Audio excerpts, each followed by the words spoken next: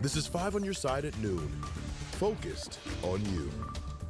Brace yourselves for another hot one. We are headed toward temperatures in the mid-90s ahead of a weekend that gets even a little bit hotter. Thanks for being here at noon. I'm Kay Quinn. There is good news in the weekend forecast. We could see a little rain.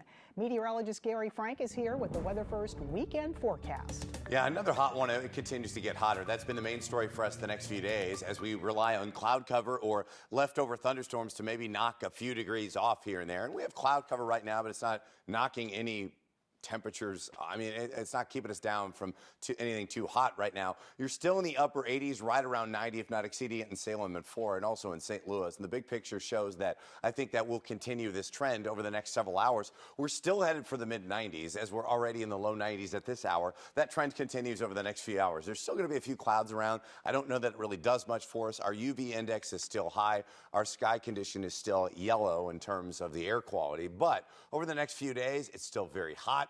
Not many rain chances. Like you mentioned, there is one this weekend, and that's the one that we'll highlight because we have to really focus on anything we can get at this point. It is not raining much, and it's not going to rain much the next 10 days. But we'll talk about which portion of your Saturday into Sunday that may impact and when it gets even hotter. All right, thank you, Gary. Well, as the heat continues across the bi-state, we want to help keep you safe and healthy. 5 on your side's Travis Cummings breaks down some of the potential dangers that come with high temperatures, as well as where you can go to cool off. I'm Travis Cummings reporting in the Central West End, right outside of a cooling shelter here at the Schlafly Library branch off of Lindell and Euclid, one of 20 that the city is putting on to really help with some of these heat issues. This is nothing to play with, triple digits nearly today, and so you're definitely going to want to be mindful of heat stroke. It takes minutes for that to develop, and it doesn't matter how old you are.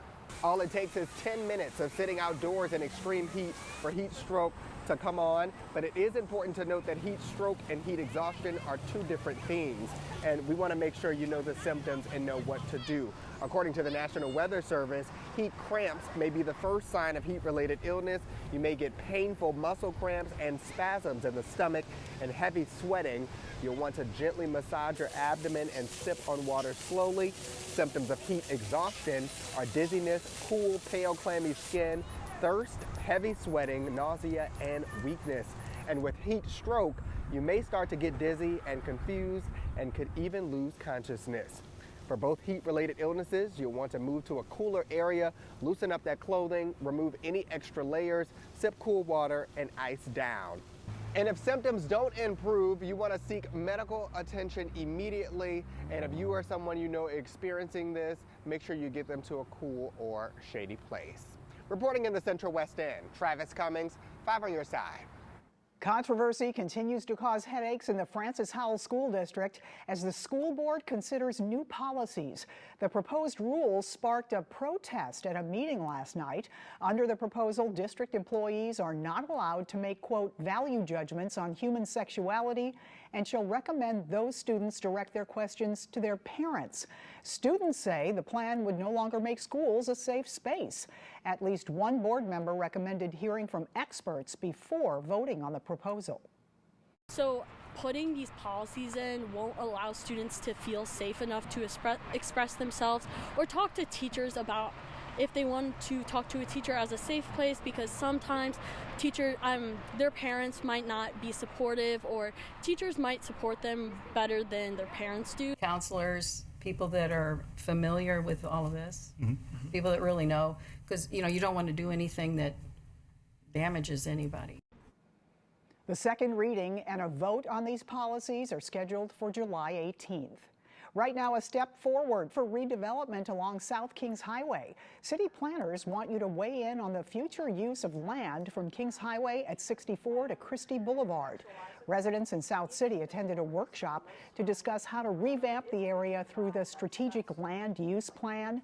Based off of recent responses, the most common request is to find ways to make St. Louisans not so dependent on cars. Some of the big ideas in the plan are about taking every chance we can to make St. Louis a more walkable, vibrant place. Another common goal, to create easy access to the things people need day to day. You can weigh in online at slup-stl.com. The project is expected to take 15 to 25 years. Right now, our I-Team is delving deeper into some practices at St. Louis Recycling. Our senior investigative reporter, Paula Vassan, spoke with a city driver who's sounding the alarm on some disturbing practices, challenging the city's eco-friendly claims. Five on Your Side had disguised their voice for their protection. Here's what the driver had to say. This is a risk for you to do this interview right now. Why are you doing this? So I want the citizens to know what's going on in their neighborhood. Something isn't right. In a months-long investigation, the I-Team has delved into recycling practices in St. Louis. Drivers tell us the city is cutting corners. The city has us mixing recycle and trash, and they're always all together at times. Blue dumpster. Viewers have been sending us video evidence. Frankly, just kind of sad. We witnessed it ourselves. And this is done on a daily basis. It's mainly done on north side routes. This driver says it happens in about half the city, mainly in lower income areas. They assume that certain neighborhoods don't recycle. The city employs 4 workers to inspect alley recycling bins before collection.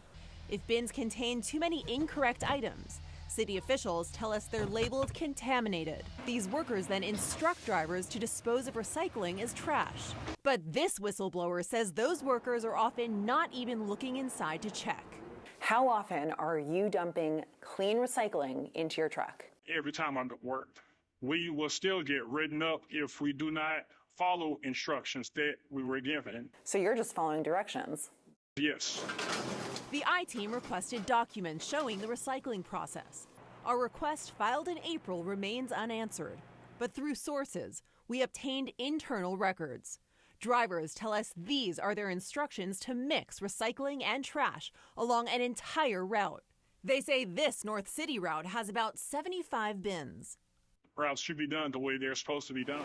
Instead of driving down routes twice to pick up both recycling and trash separately, drivers tell us they're instructed to go down them once and combine everything. With cameras inside some trucks showing what's dumped inside, they tell us up to around 65% of what they collect daily is recycling done correctly. But it goes into a landfill. They're saving money by treating everything as trash. This practice, according to 3 sources who work in trash collection, has been ongoing for about a year. The city was not available for an interview since drivers have come forward. Pizza, contaminate. The I-Team interviewed the city's Randy Breitenfeld earlier this year. It doesn't take a lot to contaminate a load. He told us the city is forced to not recycle in areas where it's done especially poorly.